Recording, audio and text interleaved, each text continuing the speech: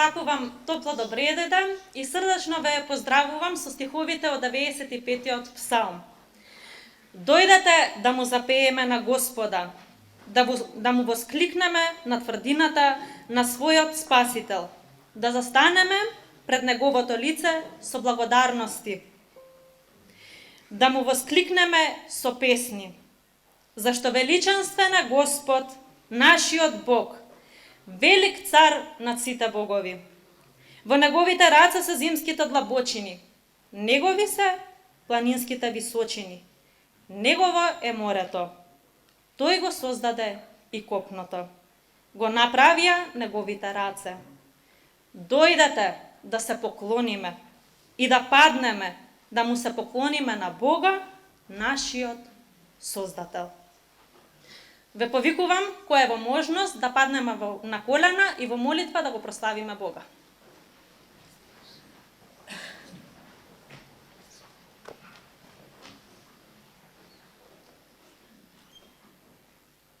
Всемоќен и небесен Татко, фала ти и слава ти од сето срце за можноста што ни ја даваш да може да се собереме во овој број. Ти благодариме за можноста што ни ја даваш да може да те прославиме Тебе.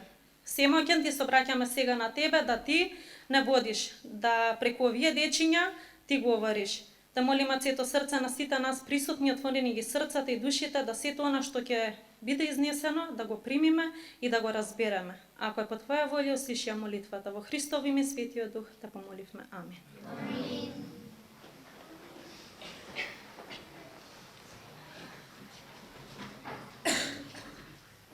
Вечерва преку гласовите и дарбите на овие дечиња и млади, ќе се обидеме да навлеземе во суштината на еден многу важен настан кој го одбележа човештвото.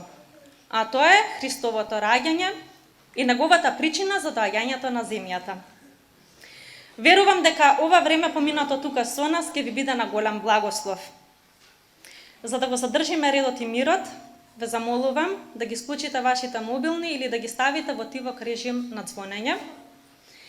Ке имаме можност да чуеме многу песни поврзани со самото раѓање на Исуса, но и сценски прикази во кои децата, односно нашите најмлади, ќе оживеат и од свој агол случката која се случила пред повеќе од 2000 години. Но таа случка оставила толку длабоки траги во историјата на човештвото. Самата програма ќе ја започнеме славејќи го Бога. Затоа ве повикувам да станете и сите заедни со здружени гласови радосно да запееме.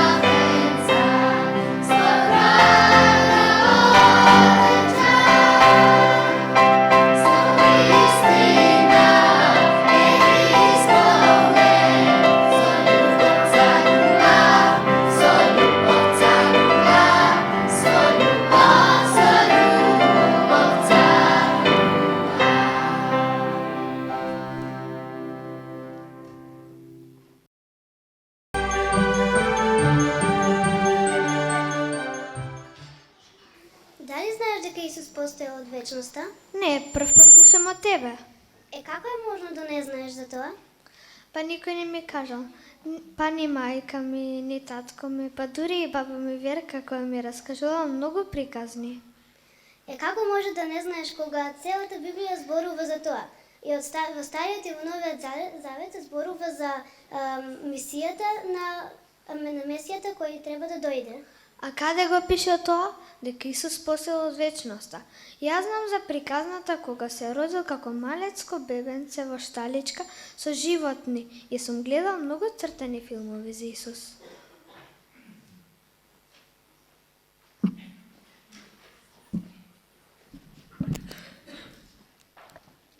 Сите ние, или повеќето од нас, мислиме дека Исус се родил на оваа земја како мало бебе, но малкумина од нас знаат дека тој постоел од вечноста. Ајде да видиме како археологијата ни помага да го откриеме ова прашање. Во 1947 година, група бедуински козари се улогориле покрај изворот Енгади, близу урнатините на Кумран. Едно од момчињата по име Мухамед ад-Диб фрлило камен во една од пештерите. Одеднаш, од натрешноста се слушнал звук на скршена грнчарија. Заедно со уште еден другар, потрчале да видат што се случило.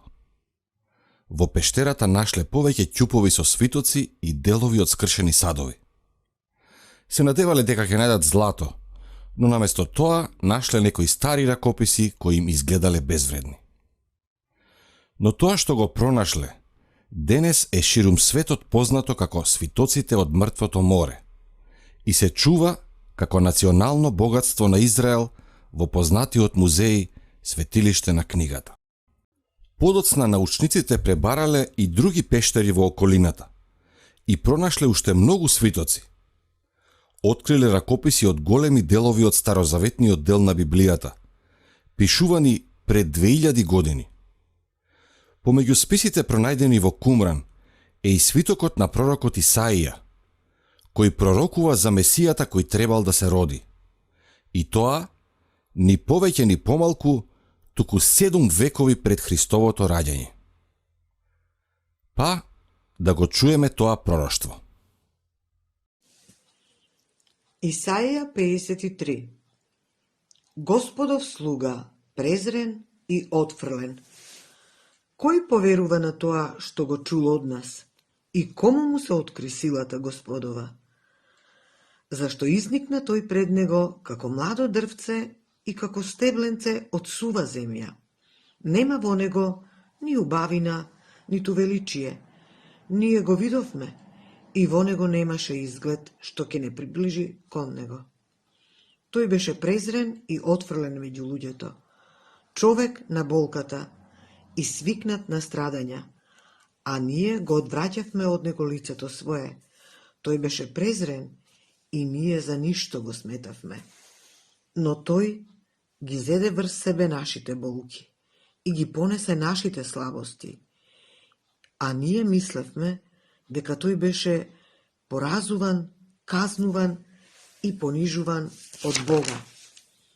А тој беше изнаранет за нашите гревови и мачен заради нашите беззаконија. Казната за нашиот мир падна врз него, а преку неговите рани ние се исцеливме. Сите ние бевме заблудени како овци, секој си одеше по својот пат, и Господ ги натовари врз него гревовите на сите нас. Тој беше измачуван, но страдаше доброволно и устата своја не отвараше. Како јагне тој беше одведен на колене. И како што е овцата пред стрижачите, свој безгласна, така и тој не ја отвори устата своја. Тој беше лишен од праведен суд. Кој може да зборува за неговите наследници? Зашто беше отсечен од земјата на живите, заради беззаконијата на мојот народ беше осуден на смрт. Му определија гроб со злодејци, но тој беше погребан кај богатиот, иако тој не беше направил грев, и во устата негова немаше лага. Но волјата Господова беше да го казни и го предаде на мачење, а кога ќе го принесе својот живот како милостива жртва, тој ќе види долговечно потомство и волјата Господова ќе напредува преку неговата рака. Ќе се зарадува поради трудот на душата своја и ќе види светлина. Праведниот слуга мој ќе ги оправда мнозина и гревовите нивни врз себе ќе ги понесе. Затоа јас ќе му дадам големо наследство. Со силните плен ќе дели. Зашто себе си на смрт се предаде и меѓу злодејци беше броен и ги понесе врз себе гревовите на мнозина и за престапниците стана посредник.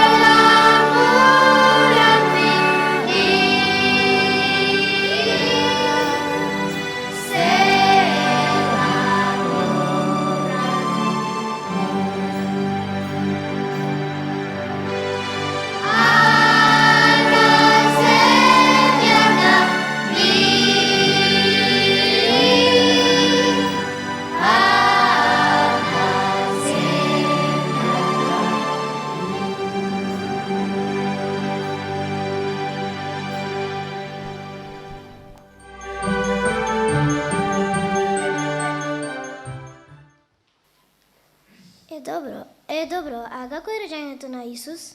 Па еве вака, си била една девојка по име Марија, која била свршена за Јосиф, но ја посетил ангел Господов и рекол дека ќе биде мајка на Спасителот на светот.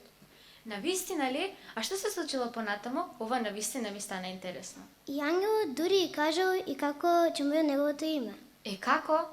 Емануел, што значи Бог со нас. А каде се родил и кога се случило тоа? Па тој се родил во едно мало градче Витлеем во Израел.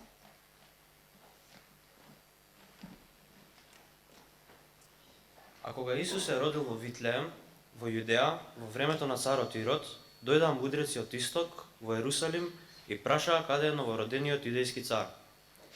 Ние ја видовме неговата ѕвезда и дојдовме да му се поклониме.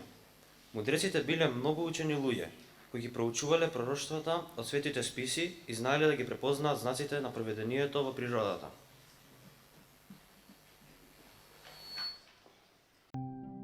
Беше тивка ноќ, како и секоја друга во малото градче Витлеем.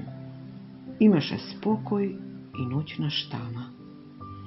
Но на небото имаше една необична звезда, која светеше посилно од вообичаеното. Небесната шир со радост ја осјајуваше оваа посебна звезда. И никој не разбра, но само оние кои ја чуја ангелската вест и само оние до кои стигна оваа радосна вест за чудото, за раѓањето на Спасителот, за прекрасната светлина која носи радост, но и за тивките молитви во срцето на една мајка. И ете песна од небесата со ангелски гласови се чу. Слава, слава на Бога во висините, а меѓу луѓето мир и добра волја. И никој не разбра што се случи во таа необична ноќ. Но само оние кои што ја чуја ангелската песна, само оние до кои допре оваа радосна вест. Знаеш, многу ми се интересува мудреците кои дошли да го видат малото бебенце Исус. Да, и мене, но јас не разбра баш. Се вели дека биле мудреци, но што се тоа? Мудреците били стражувачи на вистината. Мудрите луѓе не се задоволни со предпоставки. Тие сакаат факти за да ја дознаат вистината за Бог, нивното минато и нивната иднина. И затоа тие прашале каде новородениот јудејски цар? Мудреците го барале Исус. И денес може да се каже дека оние луѓе кои го барат Исус се мудри. Дали сте се запрашале што и сите ние можеме да научиме од тие мудреци?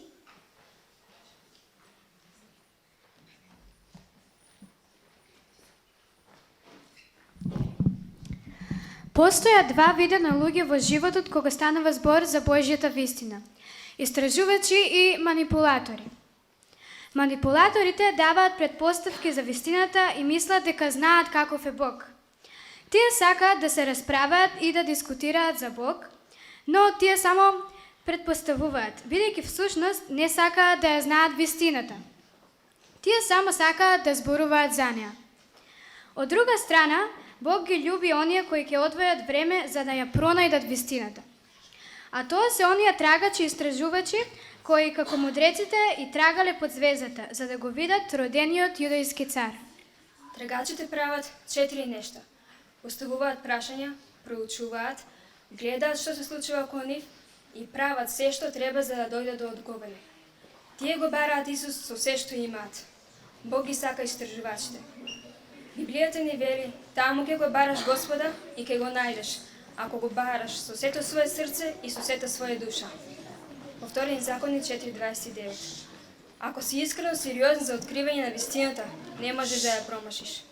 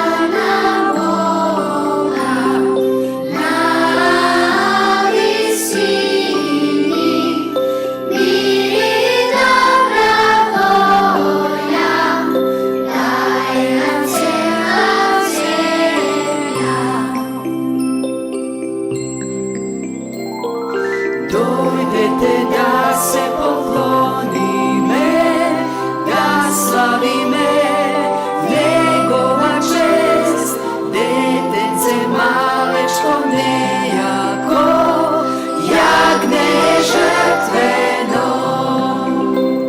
Слава на Бога, на висини, мир и добра воља, дај на цела земја. Слава на Бога, на висини, мир и добра воља, дај на цела земја.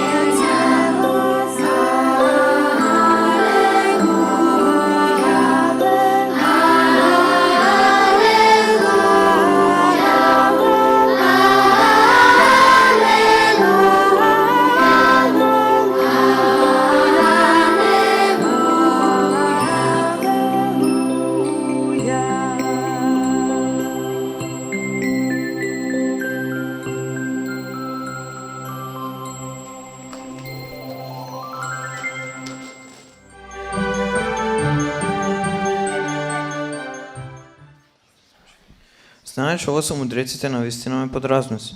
Зошто? Во Библијата пише дека патувале од исток. Не знаеме точно од каде, но го барале Исус. Да, знаете, кога ја бараме вистината, треба да се вложи многу труд, а треба да се има и знаење. Па мудреците научат токму и на тоа. Ти оделе долг пат и не знаеме колку време патувале само за да најдат вистината. Можеме да претпоставиме дека мудреците патувале многу километри од далечниот до блискиот исток, се со цена да го видат Исус. Исус бил роден во Витлеем, оддалечен околу 10 километри од Ерусалим. Тој бил духовен центар на светот. Во него се одвивале сите верски активности и сите верски водачи биле собрани во него, но ниту еден не се обидел да го пронеди Исус. Да, малку необично. Само луѓе од надвор, мудреците од една сосема друга земја го барале Исус. Многумина го пропуштите бебето Исус, но и вие исто така можете да го имате Исус во вашата средина и сепак да го пропуштите за дека не го побарате. Тоа е мудро. Тоа треба и ние да го направиме. Не треба да дозволиме ништо да не спречи во нашата потрага по Бог. Тоа е најголемото достигнување на светот. Исус рече дека Царството Божјо е како еден бисер кој е толку вреден што ние продаваме се што имаме за да го земеме. Изгледа дека мудреците од исток го разбра ова многу пред Исус да ја каже оваа споредба. Мудреците беа спремни да се откажат од се што има за да го слават Исус. Беа спремни да се откажат од удобноста на нивните домови за едно долго, тешко патување, бидејќи има исправни намери во барањето на Исус. Сака да му се поклонат. А сега и вам ќе ви се обратам. Од што ќе се откажете вие за да му се поклоните на Исус?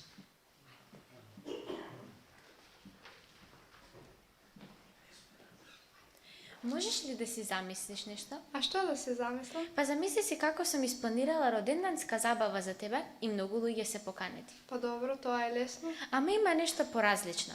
Замисли си се тие поканети доаѓаат и носат многу подароци. Доли и си ги разменуваат меѓусебно. Ама ти не добиваш ништо. Па тоа не оди така? Па замисли, на нова година ти и твоите најмили се собирате и си делите подароци. Ама има нешто што ме замислува. Што сакаш да кажеш? Што можеме да му дадеме на Бог кој има се? Знаеш, јас мислам дека Исус нема се. Има 4 нешта кои тој ги нема и само ти можеш да му ги дадеш. На што конкретно мислиш? На довербата и верата. Тие само ти можеш доброволно да му ги дадеш. Тој никогаш нема присилно да ти ги земе. Аха, Исус треба да ни биде на прво место. Ако некој или нешто друго го не зазема нашето прво место, тоа значи дека тоа е наш идол. Да, секако и во нашето срце.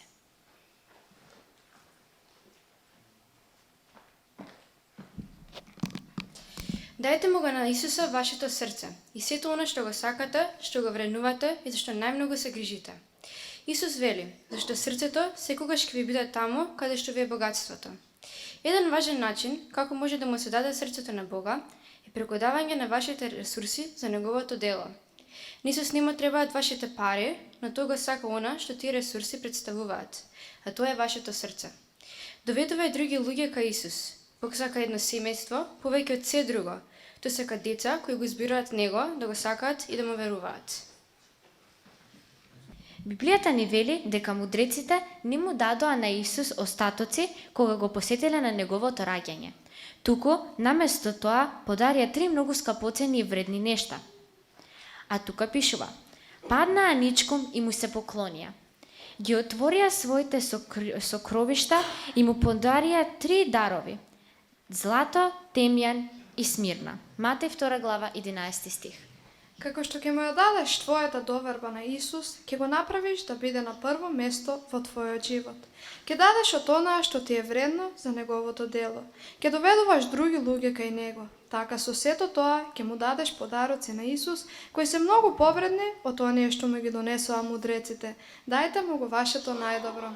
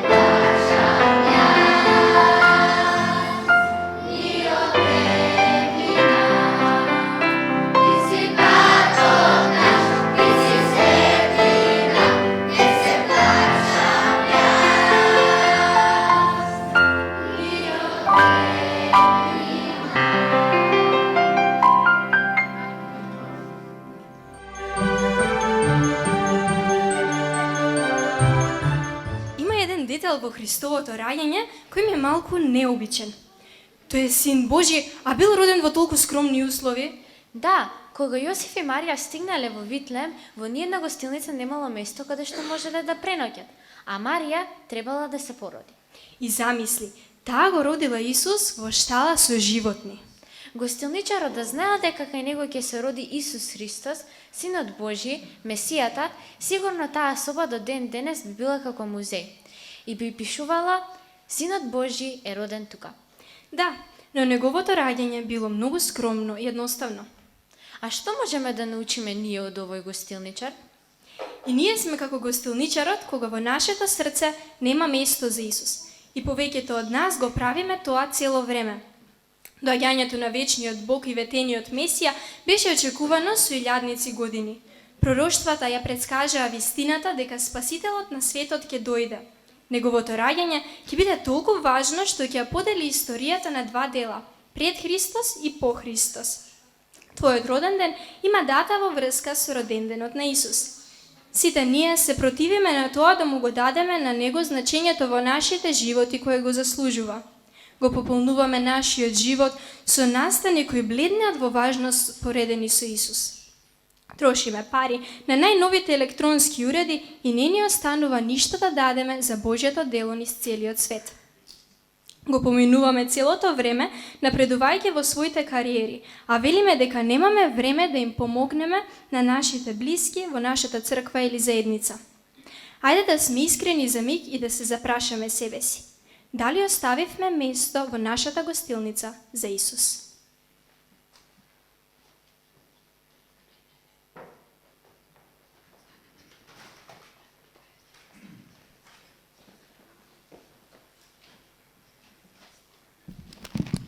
Знаеш, овој гостиничарот се уште ме размислува. Зошто? Што сакаш да кажеш? Необично ми е следното. Како што ние не можеме да ги видиме различните мобилни бранови и брановите од телевизиските и радиостаниците, тоа не значи дека тие не постојат, нели? Добро, сакаш да кажеш дека гостиничарот, чија цел бил да се грижи за патувачите, сепак немало место во таа гостиница за најважното семејство патувачи во Ветлеем таа ноќ? Па да, ама поентата е дека нашето срце е создадено за да го има Бог во него. И се додека не го сватиме тоа, нашиот живот нема да има смисла. Па добро, што е заклучокот од сево ова? Исус работи насекаде околу нас. Не само за време на овие новогодишни празници, туку и преку целата година, секој ден. Значи сега сваќам.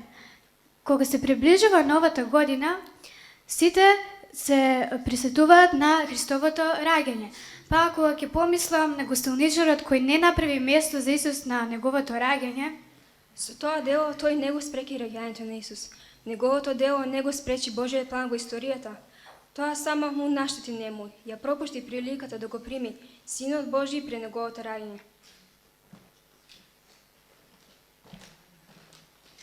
Истото важи и за вас.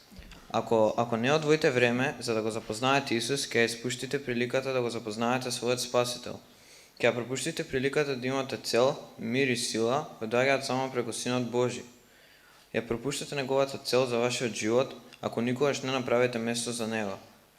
Често пати добрите нешта во нашите животи ја потиснуваат вистината која Бог сака да ја засади во нас.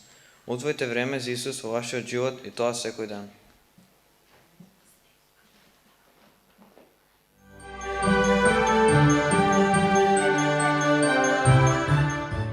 Давид, дали ти свати каде погаше гостиничарот?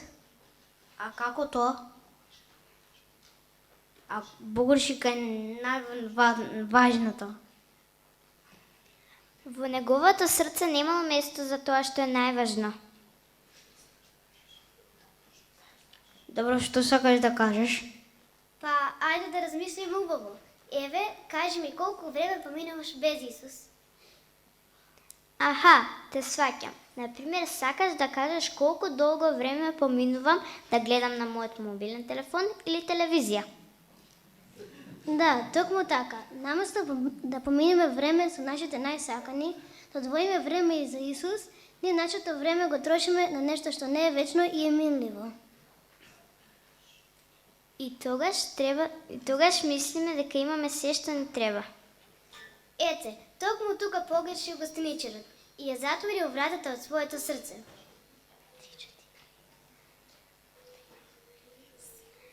Секогаш да му отстапиме место на Исус во нашите срца.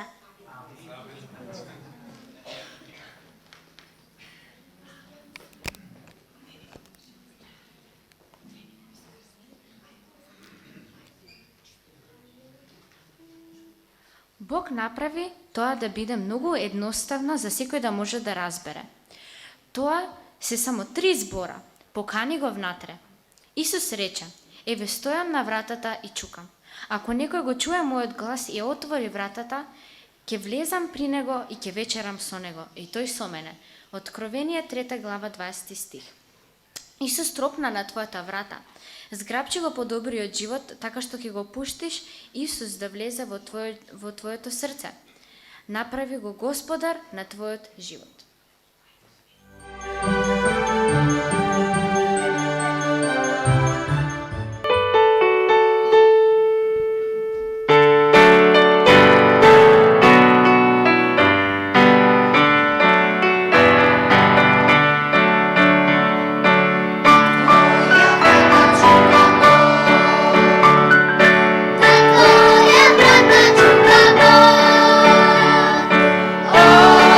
Zašto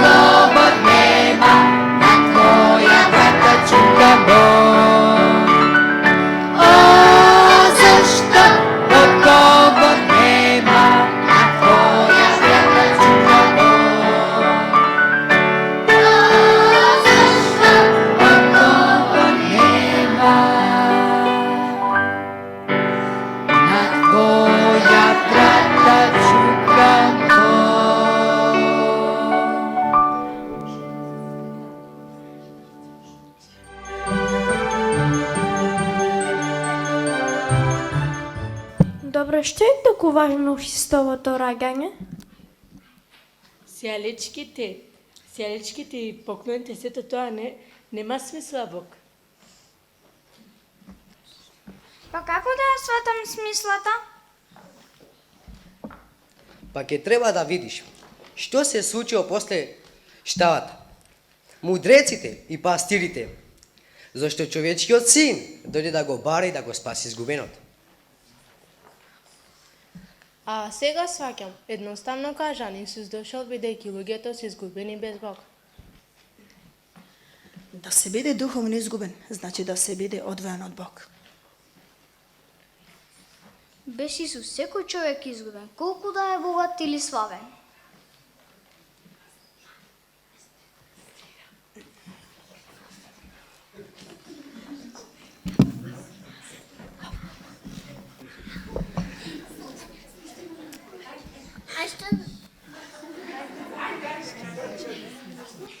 А што значи да си изгубен?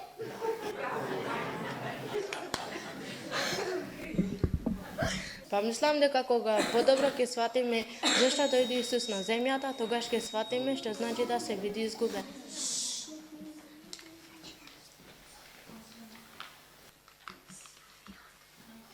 Еве вака, како прво ние без Бог ја губиме нашата надеж и насока во животот.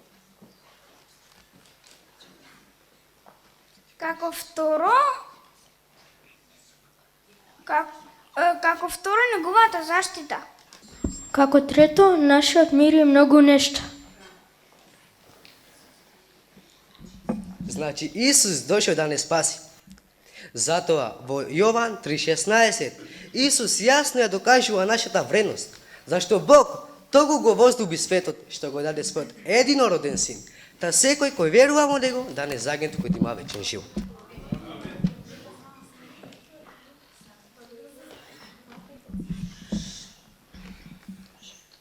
Без Христовата насока, ние сме збунети каде треба да одиме и што треба да правиме во овој живот.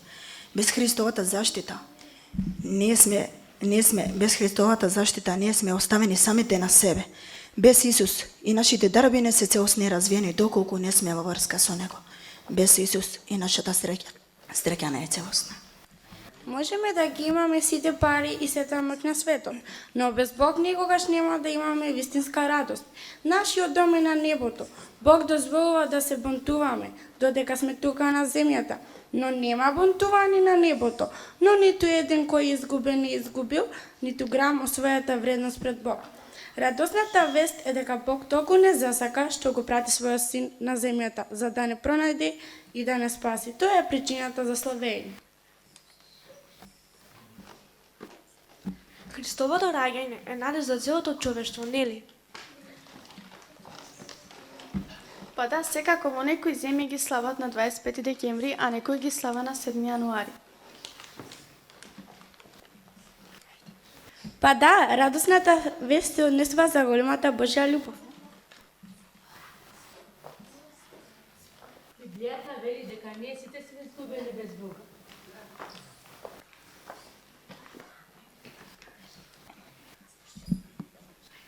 Радосна вест е дека Бог го испрати својот син за да го најде и спаси изгубеното.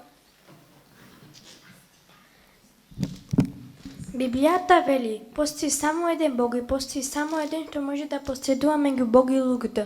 Тој е човекот Исус Христос. Тој го даде својот живот да се откупи за слободата за секој човек.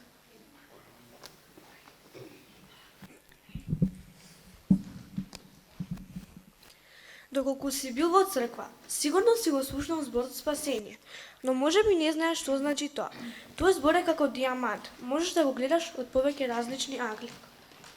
Исус дојде за да не спаси.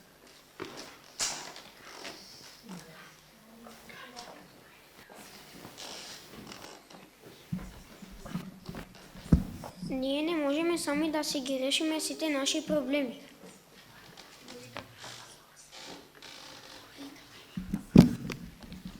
Без Исус сме заробени во очекувањето на другите луѓе од нас. Копнееме да бидеме прифатени од своите. Исус дојде да ни дава сила. Исус дојде за да не обнови. Како деца копнееме да имаме само доверба. Иако сме различно, само Исус може да го направи секој од нас.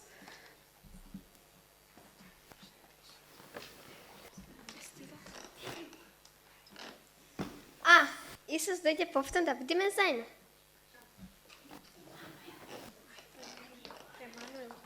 Љубавиот подарок е и чуч.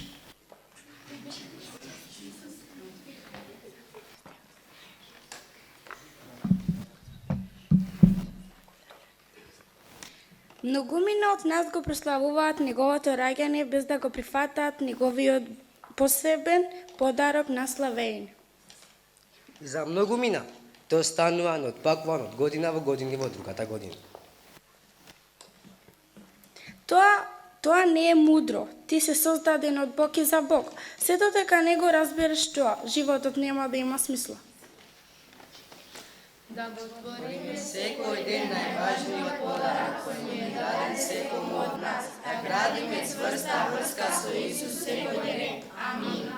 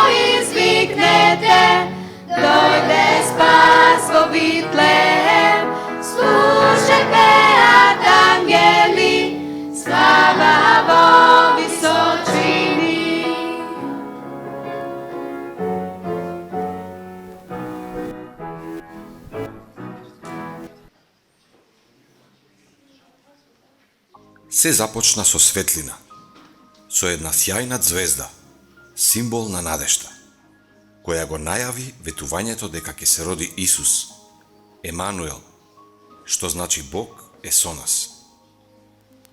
Ветувањето за раѓањето на Спасителот, за светлината која ќе ја осветли целата земја и ќе го осветли секој човек.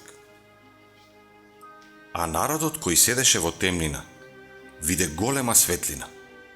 И на оние кои седеа во темнината на мрачната сенка, на нив им изгреа светлина. Вистинската светлина, која го осветлува секој човек, доаѓаше во светот. И ете, во таа долга темна ноќ, темнината полека отстапуваше пред силата на неговата слава, пред одблесокот на неговата големина, пред силата на неговото спасение. Ете, се роди Божиот син. Знаеш, ми дојде една мисла, често пати се прашувам. Си се прашала ли ти за ова? Наскоро ќе заврши 2021 и ќе дојде 22. Како почнале да се бројат годините? Да, тоа прашање мене ми измачуваше. Одговорот го најдев од мојот професор по историја. И замисли, тој ми го рече следната. Што ти рече? Дека целото човештво се дели на две епохи, пред и после Христа. Како тоа? И јас се запрашував, ама тој ми кажа дека Христовата раѓање било присудна, за да целата историја на човештвото се започна да се бројат самото негово раѓање. А зато ли велиме пред и после Христа? Ве примерот што го читаше сега тетка Румена со пророкот Исаја кој живеел пред 8 века. Пред Христа. Сега разбирам. Гледаш ли дека ништо не е случајно и дека Бог кажал се однапред што ќе се случи и колку било важно за нас и за сите други Христовото раѓање на оваа земја?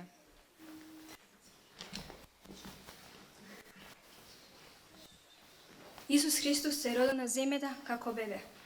Растал покрај своите родители во духот со Господа.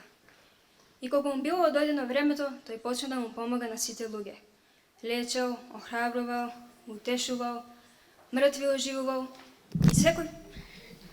и секој го гледал со поглед на љубов и со својата бескрајна добрина. Но за жал, оваа приказна нема среќен крај. И видов ново небо и нова земја, зашто поранешната земја помина и морето го немаше веќе. Тогаш јас, Јован, го видов светиот град Ерусалим, нов, како слегува од Бога, од небото, стокмен како невеста променета за својот маж. И чув висок глас од небото како зборува: Ете го светиот шатор, светилиштето на Бога меѓу луѓето. И тој ќе живее со нив, тие ќе бидат негов народ, а сам Бог ќе биде со нив, нивниот Бог. И ќе ја избрише Бог секоја солза од очите нивни, и смрт нема да има веќе.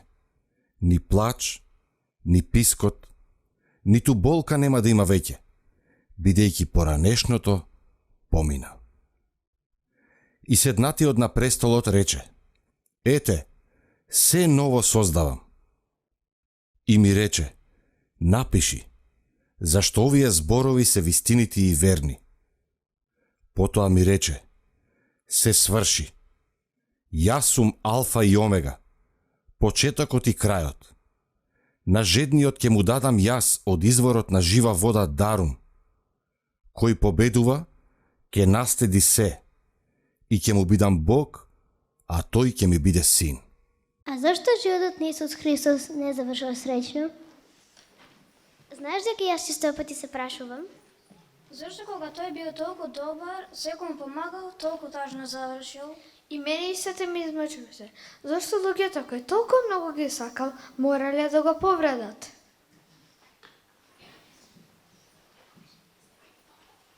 Па одговорот се наоѓа во Библијата. Тоа било запишано и морало да се случи. А зошто? Мисијата на Исус на земјата не е завршила со неговото раѓање, туку напротив таа продолжила до неговата смрт. Е како тоа? Па така Библијата ни вели дека Христос дошол со една голема цел, да се роди, да живее и да го предаде својот живот за спасение на многу други луѓе кои веруваат во него. А затоа ли се вели дека Христовото раѓање наде за целиот свет? Па да, тој не само што ќе умре, туку дошол и да воскресне. И сите кои ќе веруваат во него ќе имаат живот вечен.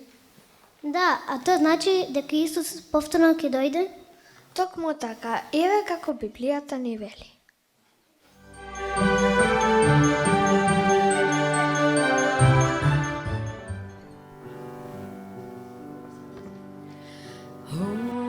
Света ног, во сјај се сите звезди, се роди Спасител на сиот свет.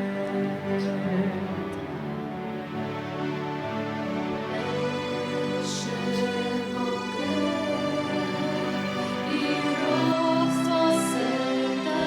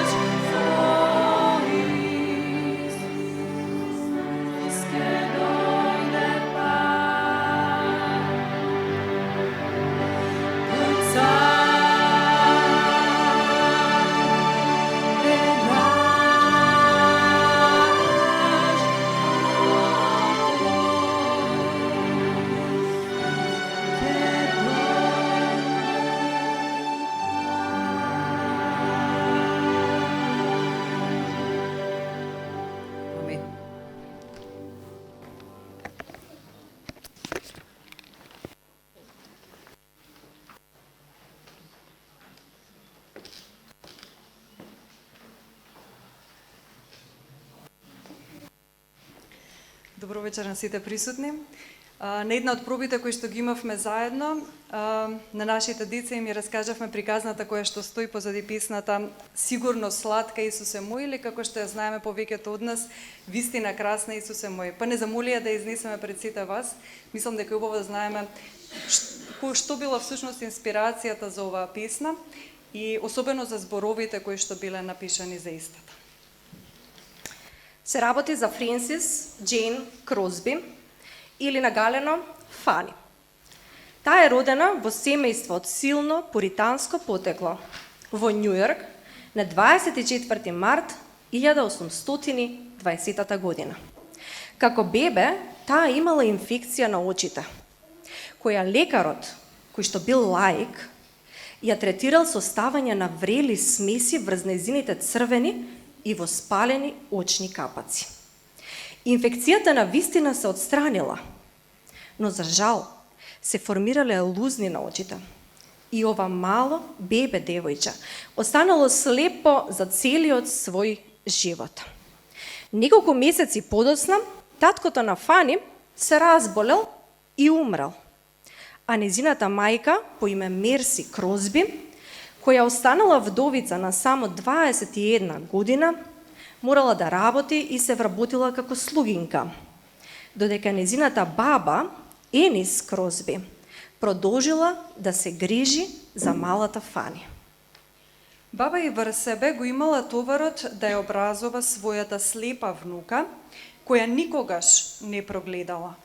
Таа постанала единствениот вид за оваа слепа девојка, живописно опишувајќи го светот околу нив. внимателното учење на бабата и помогнало на Фани да го развие својот талент за пишување.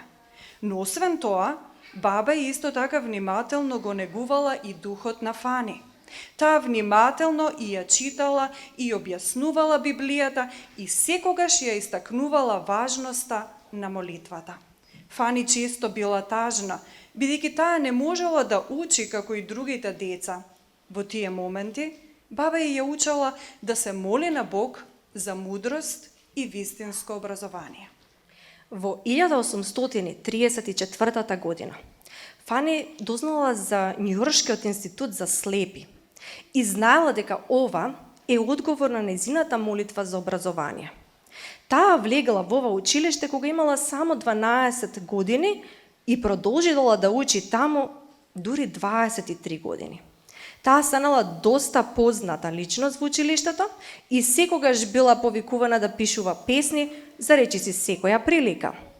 На 5 март 1858 година Фани се омажила со Александар Ван Алстин, кој бил поранешен ученик во истиот институт за слепи во Њујорк. Тој бил исто така музичар, кој, иако слеп, бил сметан за еден од најдобрите органисти во градот Њујорк. Една вечер, пријателката на Фани и композитор на оваа песна, Фиби Палмер Кнап, била во посета на Фани. Таа за прв пат ја отсвирила мелодијата од оваа песна неколку пати пред Фани. Во таа пригода, пијанистката Фиби ја прашала слепата Фани да ја опише мелодијата која ја слуша со зборови. Фани одговорила: "Вистина красна, Исус е мој." Или сладка сигурност, Исус е мој. Исус навистина бил единствениот кој можела да го види и запознае во својот живот само преку очите на верата. Фиби и Фани потоа продолжиле заедно да ја пеат мелодијата и да го напишат познатиот текст на ова многу позната химна, која денес се пее во скоро сите протестантски цркви. Особено препознатлив е рефренот, во кој според оригиналните зборови напишани од Фани, таа, опишувајќи го својот живот, вели: "Ова е мојата приказна, ова е мојата песна, да го славам Бога преку цел ден." Амин.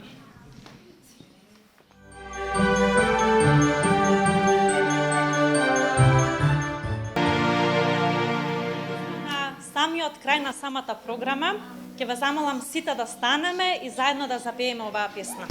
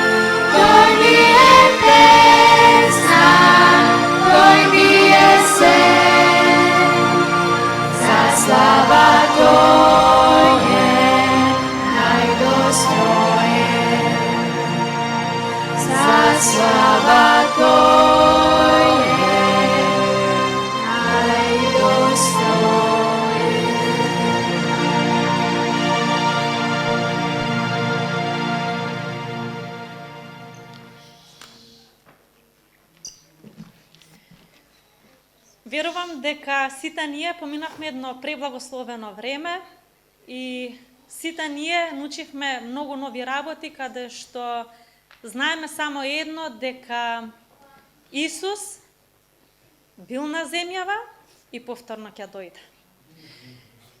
Самата програма веќе ќе ја завршиме со молитва на колена, ќе го повикам брат Борче да се помоли со нас.